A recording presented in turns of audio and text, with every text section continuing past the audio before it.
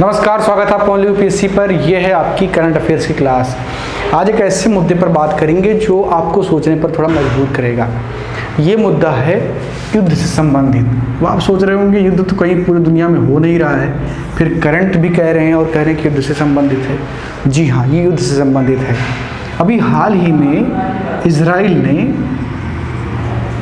Israel ने एक robot बनाया जो कि सैनिकों जैसे लड़ने का काम करेगा। ठीक है, सैनिकों की तरीके से वो लड़ने का काम करेगा और इसका नाम दिया है इन्होंने रेक्स MK2। क्या नाम है इसका? Racks MK2। ठीक है, तो ये इन्होंने इसको नाम दिया है रेक्स MK2। अब हमें ये तो फैक्ट है हमारे लिए कि चलो समझ लिया हमने कि क्या है। इजराइल एक रोबोट को युद्ध के लिए तैयार कर रहा है और वो इसका इस्तेमाल करेगा अपनी सीमाओं को सुरक्षित करने के लिए। हमारे लिए बस एक इन्फॉर्मेशन है, हमें समझना क्या है उस पर हम बात करते हैं। तो समझना हमें ये है कि रोबोट का इस्तेमाल युद्ध में अगर किया जाता है तो उसके फ़ायदे क्या हो सकते हैं, नुकसान क्या हो सकते हैं, और उन पर हमसे सवाल पूछा जा सकता है, क्योंकि यूपीएससी इस सवाल पूछती है। क्योंकि आप जब IAS बन के जाते हैं तो आप देश में पॉलिसीज़ बनाते हैं और ये सब काम भी पॉलिसी मेकर का है। तो हमें दूसरे देश की ब्यूरोक्रेसी से भी सीखना है, इसीलिए एक्सटर्नल अफेयर की चीज़ों को भी यूपीएससी ने अपने सिलेबस में रखा है। तो हम ये समझने का प्रयास करेंगे कि रोबोट का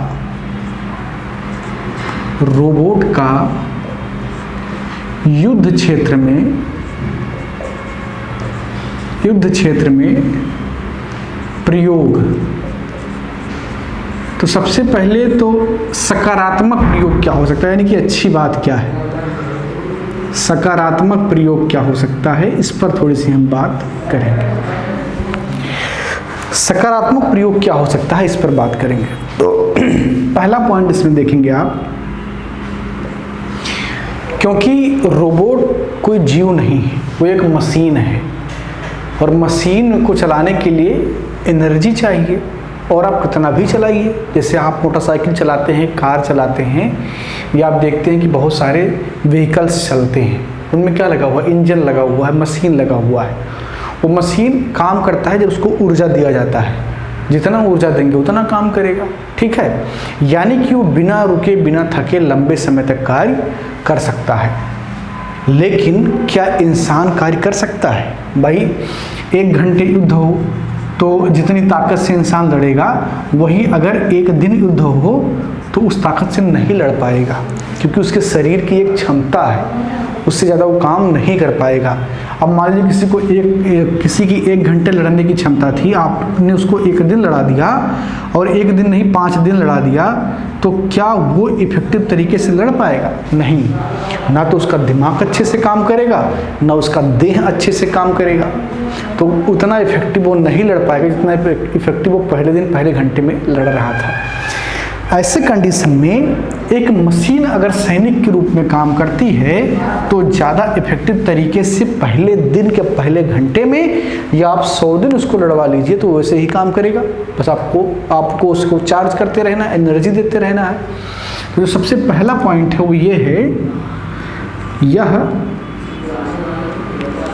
लंबे, या इस तरीके से लिखेंगे, रोबोट लंबे समय तक बिना रुके बिना थके कार्य कर सकता है। बिना रुके बिना थके कार्य कर सकता है। ठीक है ना, बिल्कुल कर सकता है, बहुत सिंपल सी बात है। वो बिना रुके बिना थके कार्य कर सकता है। जो दूसरा फायदा होगा, आप जानते हैं कि लड़ाई साफ मैदान में नहीं होता है कि भाई बहुत अच्छी सी एक फील्ड पड़ी है, उसमें घास लगा हुआ है, हर तरफ से पेड़ लगे हुए हैं, बढ़िया ऑक्सीजन मिल रहा है और गोलियां चल रही हैं। ऐसा नहीं होता है। युद्ध कहाँ होता है? देश के बॉर्डर्स पर होता है। और बॉर्डर्स अमूमन ऐसी स्थिति में होते हैं कि जहाँ पर जो भौगोलिक परिदृश्य है वो अच्छा नहीं होता है, या तो नदी होगा या पहाड़ होगा या मतलब कोई ऐसा हो सकता है। यानी रेयर केस में मैं नहीं कह रहा हूँ कि बॉर्डर ऐसा होता ही नहीं है कि प्लेन ना हो, होता है, लेकिन प्लेन बॉर्डर पर युद्ध कोई नहीं करना चाहेगा। युद्ध हमेशा दुर्गम परिस्थितियों में होते हैं। जैसे आपने देखा कि चाइना ने भारत पर जब हमला किया 1962 में, तो कहाँ पर किया, ऐसे दुर्गम स्थिति में किया कि भारत वहाँ पर अपना लॉजिस्टिक नहीं पहुँचा पाया और हार गया, ठीक है। या जब कारगिल वार हुआ था तो जो पाकिस्तानी आतंकवादी थे वो कितने ऊंचाई से बैठ करके गोला बारूद फेंक रहे थे, तो वो दुर्गम परिस्थितियों में युद्ध था। ऐसे में रोबोट जो है वो दुर्गम परिस्थितियों में कार्य आसानी से कर सकता है। क्यों कार्य कर सकता है? जैसे आप किसी मशीन को इस काबिल बना सकते हैं कि वो -150 डिग्री सेंटीग्रेड भी बर्दाश्त कर ले और +50 डिग्री सेंटीग्रेड भी बर्दाश्त कर ले, लेकिन इंसान के शरीर में आप कोई ऐसा बदलाव नहीं कर सकते हैं जिससे आप उसको -150 में भी उसी कंडीशन में जीवित रख पाएँ और 50 डिग्री सेंटीग्रेड पर भी उसी कंडीशन में जीवित रख पाएँ। नहीं संभव है, आप ये नहीं कर सकते, इंसान मर जाएगा, नहीं जिंदा रह पाएगा। ऐसे में यहाँ पर आप लिखेंगे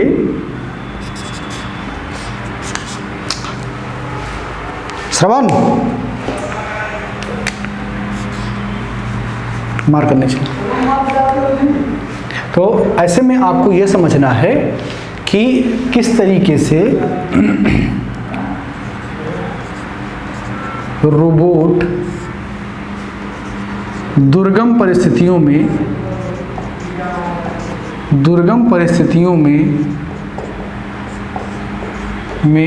भी पूरी क्षमता के साथ लड़ सकता है, पूरी क्षमता के साथ लड़ सकता है, ठीक है, पूरी क्षमता के साथ लड़ सकता है। बहुत ही सिंपल इस बात को समझना। तीसरा पॉइंट इसमें यह है, यह युद्ध में एक बेहतर सहायक हो सकता है, एक बेहतर सहायक हो सकता है, एक बेहतर सहायक हो सकता है। कैसे? जैसे मान लीजिए कि युद्ध होता है तो युद्ध में कैंप बनते, बेस बने होते। मान लीजिए कि ये येलोसी है, ठीक है, और इधर नापाक हरकत करने वाले पाकिस्तानी बैठे हैं और इधर हमारे प्यारे इंडिया के वीर सैनिक बैठे हुए हैं, ठीक है। अब क्या है कि युद्ध होना है तो ये जो है वो बंकर्स बने होते हैं जिसमें हमारे सैनिक होते हैं और इधर इनके आतंकवादी होते हैं, ठीक है। तो अब है क्या कि मान लीजिए आपस में इनका युद्ध होना है, तो जो ये सब एरियाज होते हैं ये बहुत ही प्रोन एरियाज होते हैं जहाँ पर ज़्यादा खतरा होता है, जो है डेथ का खतरा होता है, क्योंकि दोनों तरफ से फायरिंग हो रही होती हैं, ये इधर कर रहे होते हैं, इधर कर रहे होते हैं। ऐसे केस में आप किसी रोबोट को यहाँ भेज दीजिए मशीन से, आप पता कर लीजिए कि आतंकवादी कहाँ छुपे बैठे हैं, ठीक है। आप यहाँ भेज दीजिए, पता कर लीजिए कहाँ छुपे बैठे हैं। मान लीजिए इसको डिस्ट्रॉय भी कर देते हैं तो उतना ज़्यादा नुकसान नहीं होगा जितना 10-20 सैनिक को भेजने से होगा, ठीक है ना। ऐसे केस में ये बहुत बड़े सहायक के रूप में कार्य कर सकते हैं। आपको मैं एक बेहतरीन एग्जाम्पल देता हूँ। एक movie I Uri the surgical strike, ठीक है, जिसके लिए नेशनल अवार्ड भी दिया गया, उसका जो लीड एक्टर था उसको नेशनल अवार्ड भी दिया गया, ठीक है। तो वो जो मूवी थी उसमें आपने देखा होगा कि एक जो है चिड़िया टाइप का रोबोट बनाया जाता है और उसको फेंका जाता है पाकिस्तान की तरफ। वो एक चिड़िया जैसे उड़ती हुई जाता है और चेक करके आता है कि कहाँ कौन आतंकवादी बैठे हुए हैं, ठीक है। तो ये रोबोट भी उसी तरीके से काम कर सकते हैं और ये एक प्रकार से हेल्प कर सकते हैं किसका, सैनिकों का। जो सैनिक के प्रमुख, सेना प्रमुख लोग होते हैं, जो वहाँ पर लीड करने वाले लोग होते हैं, उनको ये हेल्प कर सकते हैं उनकी रणनीतियाँ बनाने में। तो इस प्रकार ये उनके सहायक हो सकते हैं, ठीक है। तो ये तो हो गया अच्छी बात कि अगर रोबोट है तो क्या अच्छा होगा। अब बात करते हैं नकारात्मक की, कि रोबोट होने से नकारात्मक क्या हो सकता है, क्या दिक्कत हो सकती है, ठीक है। उसको थोड़ा सा समझने की कोशिश करते हैं। नकारात्मक।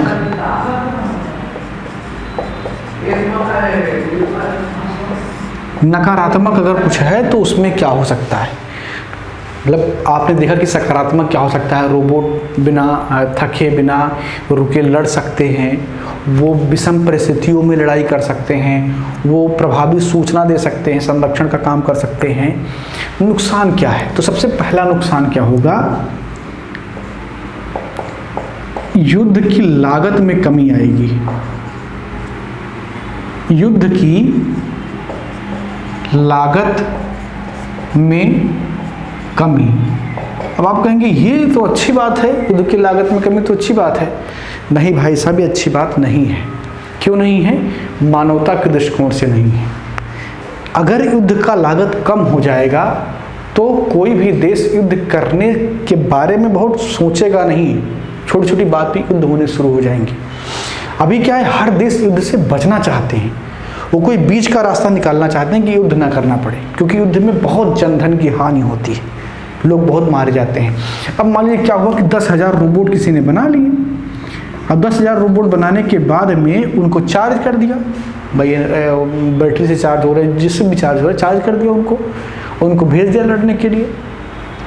10,000 सैनिकों का खर्चा, उनका खाना, उनका रहना, उनका स्वास्थ्य, और अगर उनके साथ कोई कैजुअलिटी होती तो उसकी रिस्पॉन्सिबिलिटी लेना, उनके परिवार को नौकरी देना, उनको पेंशन देना, कितना बड़ा टेंशन।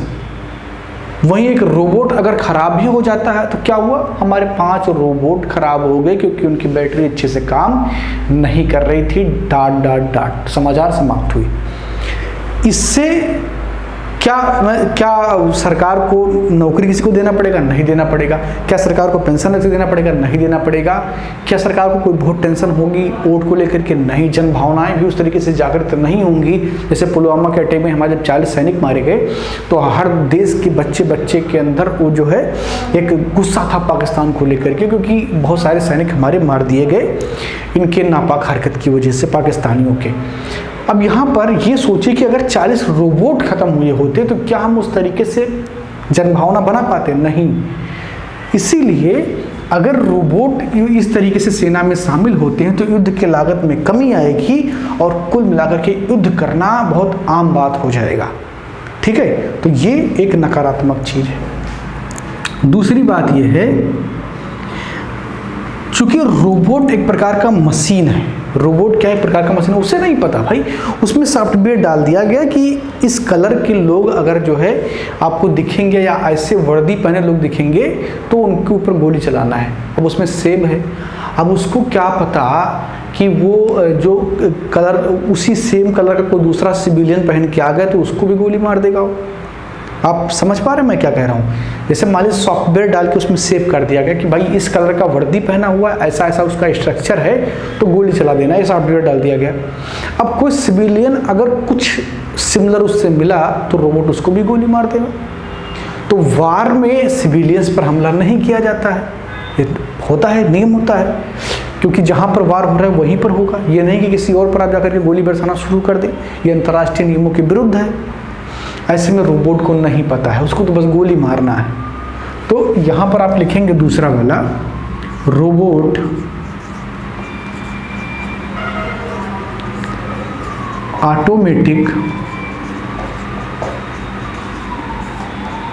ऑटोमेटिक सिस्टम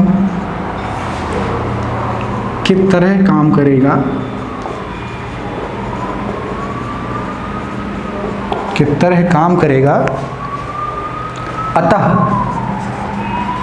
अतः रोबोट ऑटोमेटिक सिस्टम की तरह काम करेगा, अतः वह सैनिक और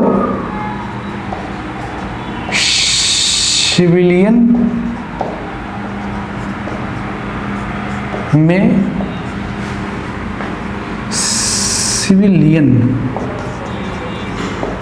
में अंतर नहीं कर पाएगा। तो ये क्या होगा, एक बहुत बड़ा नुकसान होगा। ठीक है, तो ये एक बहुत बड़ा नुकसान होगा रोबोट अगर युद्ध में शामिल होते हैं तो। ठीक है,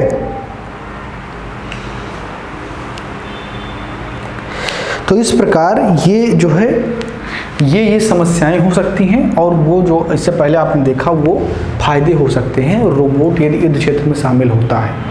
अब वर्तमान का अगर ट्रेंड देखें तो अमेरिका, ब्रिटेन, फ्रांस, जर्मनी, रसिया, ये लोग बहुत सारे ऐसे इक्विपमेंट तैयार कर रहे हैं कि बिना इंसान के इस्तेमाल हुए युद्ध हो सके।